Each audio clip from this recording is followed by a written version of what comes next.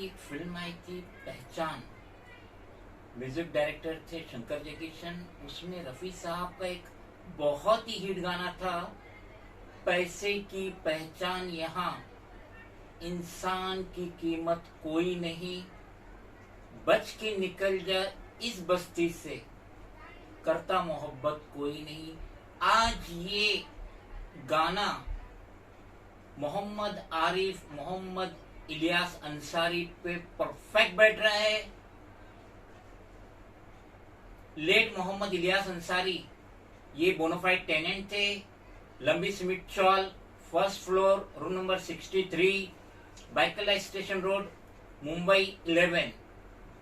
उनका इंतकाल 13 फरवरी 2019 में हुआ। और जो मेरे साथ बैठे हैं ये मोहम्मद आरिफ, मोहम्मद इलियास अंसारी है। ये मरहूम टेनेंट के इकलौते लड़के, अलोन लीगल हेयर से, और इनकी सौतेली माँ इनसे एक हेरेसमेंट कर रही है। शरीयत के तौर पे, इस्लामिक शरीयत के तौर पे जो इनका हक बनता है इस रूम नंबर 63 पे, वो देने से इनकार कर रही है। इन्होंने एक फतवा भी निकाले मुफ्ती से, आलिम दीन से, जिसमें ये क्लियर कट लिखा गया है कि इस्लामी शरीयत के हिसाब से इस रूम नंबर 63 में इनकी जो सौतेली माँ है आलिया मोहम्मद इलियास अंसारी, उनका 12.5% हिस्सा आता है और रिमेनिंग हिस्सा 87.5% वो मोहम्मद आरिफ, मोहम्मद इलियास अंसारी का आता है। अब मैं इनसे रिक्वेस्ट करूंगा दर हकीकत फ्रंट में आके आपसे अपनी आप बीती बताए ताकि इन्हें इंसाफ मिल सके। हेलो, नमस्ते, अस्सलाम वालेकुम। वीआर न्यूज में फिर एक बार आप सभी का हार्दिक स्वागत है। आज फिर एक बार हमारे साथ मौजूद है एम पॉलिटिकल पार्टी के founder cum national president mister Mohammad Naeem Shaikh sir, और आज हमारे साथ मौजूद है मदनपुरा के रहने वाले मोहम्मद आरिफ अंसारी। मोहम्मद आरिफ अंसारी जो है नईम सर की पार्टी एम पॉलिटिकल पार्टी के पास में अपनी फरियाद, अपनी गुहार लेकर आए हैं। जैसा कि आपने नईम सर से जाना क्या है मामला, आइए हम आरिफ अंसारी से पूरा मामला डिटेल में जानते हैं। अस्सलाम वालेकुम, मेरा नाम मोहम्मद आरिफ इलियास अंसारी है। मेरे फादर का नाम मरहूम इलियास अंसारी है। मेरी मम्मी का नाम शमशुनिसा है। मेरे father room number 63, ground floor, लंबी सीमेंट चाल, बॉम्बे नंबर 11 के टेनेंस है। मेरी मम्मी के डिवोर्स के बाद मेरे फादर ने एक तलाकशुदा औरत से शादी की जिसका नाम आलिया है। मेरे father Mohammad Ilyas Ansari room number 63 first floor के टेनेंट्स हैं।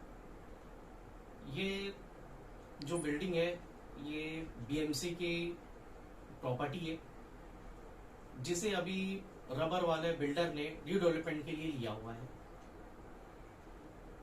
और ये पेपर जब कंसल्ट पेपर साइन करने का वक्त आया तो मुझे कमेटी ने बुलाया और कमेटी ने कहा कि आप फतवा निकाल के लाओ।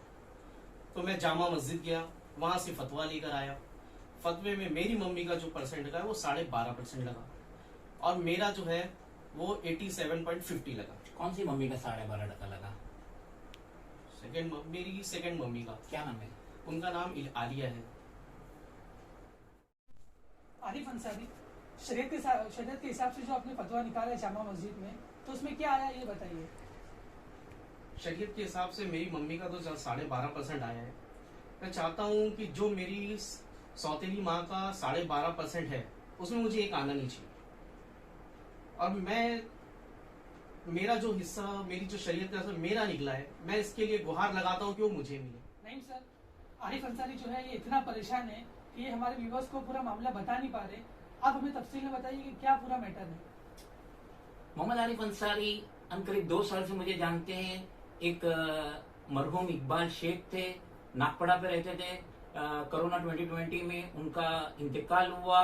उन्होंने आरिफ को लाके मुझसे मिलाए थे और जब मैंने इससे सारी तफसील सुनी कि ये वाहिद वारिसदार है लेट मोहम्मद इलियास अंसारी जो कि बोनाफाइड टेनेंट थे, रूम नंबर 63 फर्स्ट फ्लोर, लंबी सीमेंट Byculla station road, Byculla west, Mumbai 11 के। तो उसके बाद मैंने आरिफ के नाम से कॉरेस्पॉन्डेंस चालू किया और साथ ही साथ मेरा एम पॉलिटिकल पार्टी का रिकमेंडेशन भी लगाया।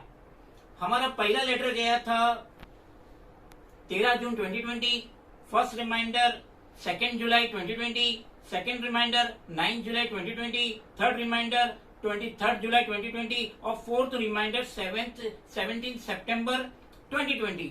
तो इससे आरिफ को इतना तो रिलीफ मिला क्योंकि ये जो प्रॉपर्टी है ये एमसीजीएम की प्रॉपर्टी है, स्टेट प्रॉपर्टी, ई वार्ड म्युनिसिपल ऑफिस के अंडर में आती है। और ये कॉरेस्पॉन्डेंस से आरिफ को इतना तो रिलीफ मिला कि स्टेट डिपार्टमेंट ने उनके रिकॉर्ड में ब्रैकेट में डिस्प्यूट लिख दिया in respect of room number 63 first floor, लंबी सीमेंट चौल, क्योंकि इनकी जो सौतेली माँ है आलिया मोहम्मद इलियास अंसारी, वो ये चाहती थी कि ये सारी प्रॉपर्टी का बेनिफिट उनको मिले, कंसेंट में वो अपनी साइन करे। रबर वाला हाउसिंग एंड इंफ्रास्ट्रक्चर लिमिटेड इसको रीडेवलप करने के लिए आया है, भले ही वहां पे दो ग्रुप है और वो दोनों में डिस्प्यूट चल रहा है, हम उसके मुतालिक बात नहीं करेंगे, हम आरिफ के घर के मुतालिक बात करेंगे। आरिफ ने मुझे खुद जुमा मस्जिद का जो इन्होंने फतवा लाए, और आप सभी जानते हैं बीइंग ए मुस्लिम, फतवे को मुफ्ती साहब देते आलम इस्लाम की रूह से, शरीयत की रूह से, और फतवे का इनकार करने वाला खारिज इस्लाम हो जाएगा। तो आरिफ ने मुझे फतवा दिखा है जिसमें क्लियर कट लिखा हुआ था कि इनकी सौतेली माँ आलिया मोहम्मद इलियास अंसारी का 12.5% हिस्सा लगता है इस घर में, और रिमेनिंग हिस्सा 87.50% आरिफ का लगता है। मगर आरिफ के कहने के मुतालिक उनकी माँ, सौतेली माँ, इस बात को एक्सेप्ट नहीं कर रही है। उनके जो भाई है, सौतेली माँ के जो भाई है, वो फ्रंट आ रहे, जबकि उनका इस घर से कोई लेना देना नहीं है। सौतेली माँ आलिया मोहम्मद इलियास अंसारी की कोई औलाद नहीं है, और मरहूम मोहम्मद इलियास अंसारी की वाहिद औलाद है जो है आरिफ, मोहम्मद आरिफ अंसारी। तो शरीयत के हिसाब से, फतवे के हिसाब से आरिफ ने फतवा क्यों निकाले? क्योंकि कमेटी मेंबर ने बोले कि आप जाके फतवा निकाल के लाइए, जो इन्होंने लाके कमेटी को भी दिया, कमेटी भी इनका कॉपरेशन कर रही है, रबर वाला हाउसिंग एंड इंफ्रास्ट्रक्चर भी इनका कॉपरेशन कर रही है। मगर ये अब मैटर डिस्प्यूट में चला गया है और इनकी सौतेली माँ आलिया मोहम्मद इलियास अंसारी कतई तौर पे आरिफ को उसका हक देने से इनकार करती है, जो कि शरतन बहुत गलत है। आरिफ अंसारी, पहले तो आप बिना झिझके इत्मीनान से रहिए क्योंकि आप नईम सर के साथ में हैं, और आप हमें ये बताइए कि एम पॉलिटिकल पार्टी के जो फाउंडर है, national president mister Mohammad Naeem Shaikh sir, उनके पास आने से आपको किस हद तक कोऑपरेशन मिला? नईम सर ने कितना आपको साथ दिए, हम हमारे व्यूअर्स को ये बताइए। नईम सर के आने के पास पहले मैं बहुत परेशान था और काफ़ी हार चुका था, काफ़ी जगह गया, मायूस हुआ। लेकिन हमारे एक कलीग ने बताया और इनके पास लेकर आया, और मैं जब इनके पास आया, इनके कुलाबा ऑफिस पे इनसे मिला, तो इन्होंने मेरा पूरा पेपर वर्क किया और मुझे पूरा हर तरह से सपोर्ट किया। आज जो भी मेरे पास है, जो कुछ है, सब इनकी तरफ से मेहरबानी है, और इनके आने पास मुझे पूरी उम्मीद है कि इंशाल्लाह मुझे इंसाफ मिलेगा। इंशाल्लाह। नहीं सर, आप क्या कहना चाहते हैं? मेरा नाम तो वैसे ही मशहूर है, नईम शेख मीन्स जिद्दी दाग, और मैं आज व्यूअर्स के सामने वादा करता हूं, जब तक मोहम्मद आरिफ, मोहम्मद इलियास अंसारी को इसका हक नहीं मिलेगा in respect of room number 63 first floor, लंबी सीमेंट चाल, बाइकल्ला वेस्ट, मुंबई नंबर 11, तब तक मैं इनका साथ नहीं छोड़ूंगा। क्योंकि शरीयत का फतवा आया है, आलिम दीन ने, मुफ्ती ने फतवा दिया है कि इनकी माँ, सौतेली माँ आलिया मोहम्मद इलियास अंसारी का इस घर में या इसके अवज में जो मिलेंगी alternate permanent accommodation in the shape of flat, उसमें आलिया मोहम्मद इलियास अंसारी का 12.5% रहेगा और मोहम्मद आरिफ मोहम्मद इलियास अंसारी का 87.50% रहेगा। अब अगर इनकी सौतेली माँ इनकार करती है तो उससे लेना देना नहीं, हम आखिरी दम तक इसके लिए लड़ेंगे।